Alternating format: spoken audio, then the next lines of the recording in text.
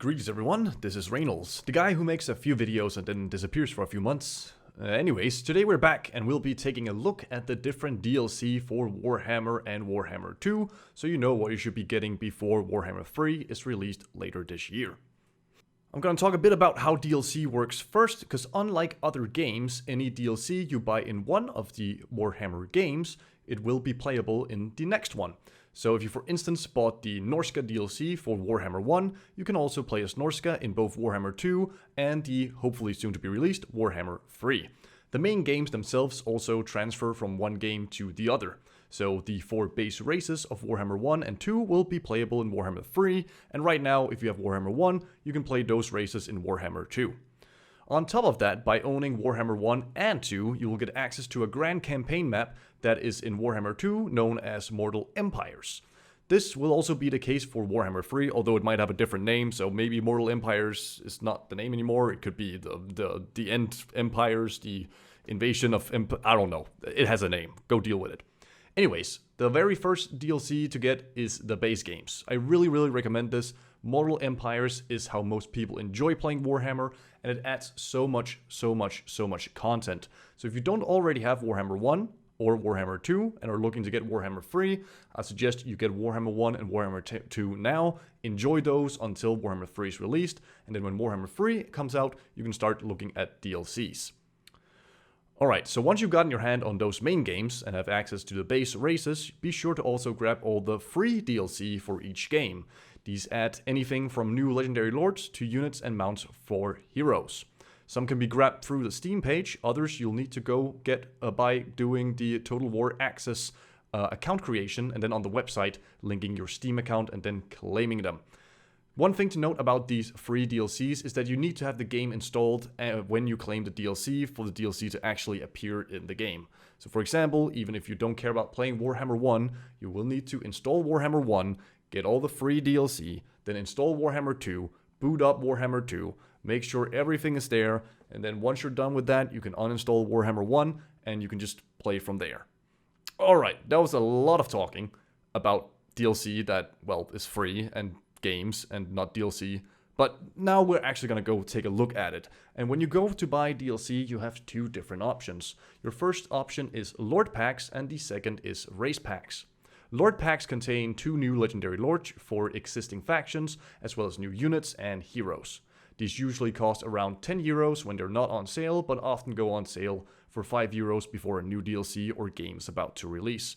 Lord Packs usually contain a rivalry between 2 different factions, 2 different races, where they have like a story where they fight each other. Sometimes this isn't completely lore friendly. For example, I'm fairly certain in the newest DLC called The Twisted and the Twilight, where the Skaven are fighting the Wood Elves, isn't actually something that happened too much in the lore specifically, but that's how they try and make it push against each other. So if you play the Vortex campaigns of the Immortal Empires campaign, you usually have an objective that is destroy the opposing DLC faction. Anyways, that was the Lord Packs. Now let's talk about the Race Packs. These add a completely new faction to the game with 2 to 4 legendary lords. These are the best value, and I would recommend getting these first if you're purely looking to get bang for your buck. Race Packs usually cost a bit more than the Lord Packs, actually quite a bit more, about the double, 20 euros, but they also go on sale and they go down to like 10 euros, I think. I don't have the exact numbers, depending on where you buy them. But they usually contain upwards of 4 legendary lords if you're buying the newer ones. Some of the older ones only have 2 or 3, but as I said, they're great bang for your buck. So if you're purely looking for value when it comes to buying DLCs, get the Race Packs first. Now we'll get into the part where I recommend some of the DLC to you. And the first one is a Race Pack, which is the Tomb Kings. This DLC adds 4 legendary lords and offers a very different way of playing Warhammer. The Tomb Kings don't pay upkeep for their armies, but they're limited in the amount of special units they can recruit, as well as how many armies they can field at a time. So this adds a new layer of strategy to the game, where you don't have to focus on if you can pay money to keep your armies afloat, but rather if you have the resources and buildings and settlements to field more armies. Do you need to go attack and take over a city to make more buildings, or do you need to focus on defense for now because you don't have enough armies? It's very fun, and their units are also very cool, some very cool monsters, such as the eye laser shooting Hierotitan, the mighty Necrosphinx, and the adorable War Sphinx Kitty. Look at that thing. It's just it's such a cutie. And it also like kills a lot of people in battles. That's pretty good. So the Tomb Kings, their campaign, I'm not going to talk too much about it, but they start out really slowly, don't have a lot of income, spend your time building up your buildings, or sorry, your settlements, and slowly get powerful armies, and then all of a sudden they just snowball so hard, because in theory they can have unlimited armies, they don't pay upkeep, they have some really strong units, they can completely take over a game, but they do have a slow start compared to other factions. The next DLC is the Warlock and the Prophet, which is a Lord pack containing Ikit Claw and the Zotek guy. I keep forgetting his name because I've never played as him. But I would only recommend this DLC if you're either a die-hard Lizardmen fan and you just want more Lizardmen, or you feel like Skaven could be fun, but they're missing something. And Ikit Claw is just... it's so fun playing as Ikit Claw. I can't even explain it. I don't usually enjoy playing Skaven, but once I got Ikit Claw and started getting his units, and boy, it was a lot of fun. He really has a really good campaign. The amount of buffs and fun mechanics Ikit Claw gets access to is an undeniably great time. You can nuke settlements. You can make a settlement just poof, go away. And in battle, you can also make like an army go poof with a single click of a button. Some people say it's overpowered. Some people say he's like the best legendary lord or easiest legendary lord to play as. And you know what? I kind of agree. He has access to so many good units and he can buff so many of them to ridiculous heights. It is just a lot of fun. You get access to units such as the Rattling Guns, the Warlock DLC, and the Wheel of Doom, also known as the Doom Wheel, when you buy this DLC. As I mentioned before, you also get some new Lizardmen units. However, these are more of a, I love Lizardmen and I want more. So this DLC is for those who want to enhance their Skaven play and also love Lizardmen, I suppose. But to be honest, if you just want the Skaven part, this DLC is worth it. That's all I have to say. Alright, the next recommendation coming in, we're going back to Warhammer 1 with the Norsk DLC. Now, Norsk DLC only contains 2 lords, even though it is a race pack in theory, where you get Wulfric the Wanderer and Throg the Troll. I think it's called something else. But he's a really cool troll, and there's some really fun playstyles to Norska. They're a great race to play. They are a lot more aggressive, where they don't really have any ranged units, so you really just gotta get up there, and you have berserkers and war mammoths and monsters and all kinds of stuff to really feel like you are a berserker army or a Viking army that are just looking to fight, looking to plunder, and don't really care about that whole, oh, let's take over this place because I don't like that guy. No. They go and fight because they like to fight, and that's super cool to play as. You also have some very fun and engaging campaign mechanics, such as defeating enemy Norskan leaders, and you can absorb their faction into your faction. It's like, oh, you beat the chieftain, well, you're our chieftain now. That makes for a very fun early game where you go and have like a really nice bloodbath between all the different tribes and seeing who comes out on top. And they also have this thing called monster hunts, where you can engage in quest battles against monsters. So a monster will pop up in a place and you will be able to go fight it, and they have an army, and if you defeat that army, you'll be able to take those special monsters and add to your army, kind of like a regiment of renown. The last DLC I'm going to recommend before we go into some honorable mentions is the Warden and the Paunch Lord pack. And this contains the High Elf leader known as Elfarion, facing off against Grom the Paunch. Now, Elfarion is like this Batman kind of guy. He has a cave, he likes capturing people, he's really mad all the time, and really just don't like anyone who the High Elves don't like. He also kind of defends Ulthuan, the homeland of the elves, against any invasions, which is what Grom is trying to accomplish.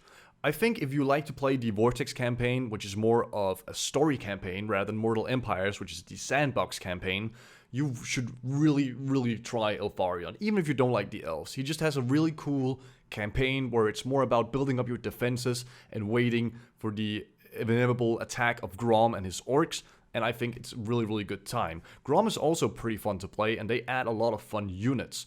So like Grom can, with his mechanics, he can have this cooking thing. He literally just cooks different things that gives him and his armies buffs. And these can be ridiculous things, from your goblins now shoot explosive arrows, or that Grom has, moves faster or whatever. Even though eating more really shouldn't make a fat guy move faster. But you know what? I'll leave the stats to someone else. Some of the units you get in this pack is also really cool. You get access to the Archmage for the High Elves, meaning you can have a Lord Caster, which was kind of missing. You also get access to some units called Rangers, which are small, cheap, anti-infantry units. They're okay, they're not great. The Silverin Guard, which is actually really cool. They're like the step between the usual spearmen of the High Elves and the Phoenix Guard. So you do have something in the middle for when you want to field the second army, or you want to upgrade your current army but don't want to go all in on the expenses quite yet. Also get access to War Lions and Lion Chariots, and most importantly, you get the Arcane Phoenix. This guy kicks ass. It's a Phoenix, so it's obviously not a dragon, but it's as close as a Phoenix can get to a dragon in terms of power. You also get some new mechanics, such as the Mistwalkers of Elfarion or Ivres, and they are also kind of like special units, Regiment of Renown, only available to Elfarion. Now for Grom, you get access to giant river troll hacks, also known as titty hacks. I would show you some pictures, but I'm pretty sure my YouTube channel would be flagged for nudity if I did. You get snotling pump wagons and river trolls, stone trolls, and most importantly, the DLC seller, the Rogue Idol. This giant mass of stone that just comes crashing down upon your foes. Really slow, but really, really packs a punch. Very fun DLC overall. And now for some honorable mentions. I'm not going to talk nearly as much about these as I did the previous ones. I'm just quickly going to mention them, why I personally like them, and then if you already have the previous DLCs I've mentioned, you can go ahead and consider getting some of these. First one is the Curse of the Vampire Coast. These are a favorite of mine because I just really love the idea of zombie vampire pirates. It's just fun. Their whole army is about shooting. You have very few melee units, and those you have usually just there to stop the enemy from getting to your shooting units. Really fun. You can play some of them without taking over a single city the entire game. You just have your starting settlement, and then you protect that one, and you go sailing across the seas and sacking and raiding and doing whatever you want. Also a really fun time in Immortal Empires. Now, if you want to challenge yourself a little bit, I'd go ahead and get the King and the Warlock DLC for Warhammer 1. This features Belgar Ironhammer as well as Skarsnik, who is a green-skinned goblin. And what's really challenging and different about this DLC is that they start in a pretty bad position. They get penalties for not owning a specific city in the game, and until you get that city, you're really kind of struggling. You're really fighting your way back to take over what is like rightfully yours. For the dwarves, the Belgar Ironhammer, he is like the rightful king, something like that. Again, I don't follow the lore too much with dwarves; they're kind of lame. But he's like the rightful king, and he's trying to reclaim his lineage capital. And for Skarsnik, he's kind of just like a goblin who's like, yeah, this place is pretty dope. It's mine now. And then you fight each other and trying to take this over and seeing who comes out on top. Pretty challenging. Haven't been playing it much myself, but I hear people talk a lot about it when they say like one of the most unique campaigns they've had or one of the most challenging campaigns they've had. They've talked about Belgar, Ironhammer, and Skarsnik. And the last honorable mention is the Hunter and the Beast DLC featuring Nakai, the big chat crocodile, and the huntsman general, whatever his name is. I don't care about him. Crocodiles! Let's talk about crocodiles. So Nakai is a horde army, but he's also a vassal army. So the way this works is that whenever you take over a city or win a battle, you don't own the city, you give it to a vassal army that pays you tribute. And you follow them along, and whenever they declare war on someone, you also declare war on them. And when you declare war on someone, they declare war on them, and so on and so forth.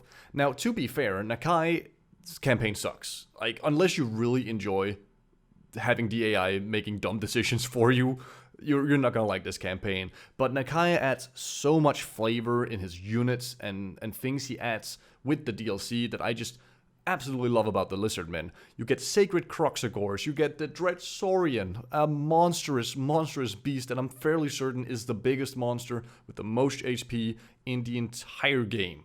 And even if you don't know how to play Lizardmen, just try and get to a point where you can recruit one of these and just have fun with it. Because god damn is it fun seeing a 15-ton crocodile just eating everything. For the Empire side, which is the Huntsman General Marcus Wolfhard, you also get some decent units. You get some archers that are longer range than the usual archers, huntsmen, war wagons with mortars, and it's fine. Like, the best part about this DLC for the Empire is just that you start away from the Empire. So Marcus Wolfhard is trying to colonize Lustria, which is the homeland of the Lizardmen. So he's like in unfriendly territory, trying to fight off the natives, so to speak. If you can get the historical reference here, good on you. But it's also pretty fun. You get funds from the Empire. They're like, you're doing really great. We love seeing what you're doing. Here's a rocket battery. Use it. We don't care how, just use it. On the flip side, however, the more you mess with the natives, the more the natives want to mess with you. And they already want to mess with you quite a bit. So it's a fine balance of taking over stuff and also figuring out if you have the resources to fight back all these armies that are going to be coming for you. Again, I personally just like this because of Nakai. Nakai is a badass, but if you do enjoy the idea of human people trying to colonize a jungle filled with lizards, this might be for you. Go give it a try. Oh yeah, and Marcus also has this mechanic where he tries and recruit different heroes to his army. There's one elf, there's a witch hunter, I believe, there's a dwarf, and then the last one I don't quite remember what is. But he has like different heroes you can go around and recruit and be like, hey, you're pretty badass. Want to be badass with me while we beat some lizards? And then you try and go do that. So that's the last recommendation, or sorry, the last honorable mention for this DLC video. Sorry it became so long. I ended up just ranting quite a bit about the DLCs and like what they contain, but I think this is a style of video I want to try and do more, where I put more of my personal feelings into it rather than just write a script and follow it. So I hope this guide helped you decide on which DLCs to get. Again, if you really want some DLCs, first of all, check if you have the main games. Then after that, check the recommendations I gave. If any of those sound interesting to you, get those. Then there are these honorable mentions, which are my personal feelings. And then finally, also consider how you're feeling. If you really like playing the Dark Elves, you should get the Dark Elf DLCs. They'll add more Dark Elves. It's great. But like, yeah, think about that. And once you've done that, well, good job. You've spent money on a game you love. And you'll get many, many hours out of it if you keep sticking by it. Alright guys, that is all for now. My name is Reynolds. I hope you enjoyed. And until I see you again, which is hopefully very soon, have a wonderful time.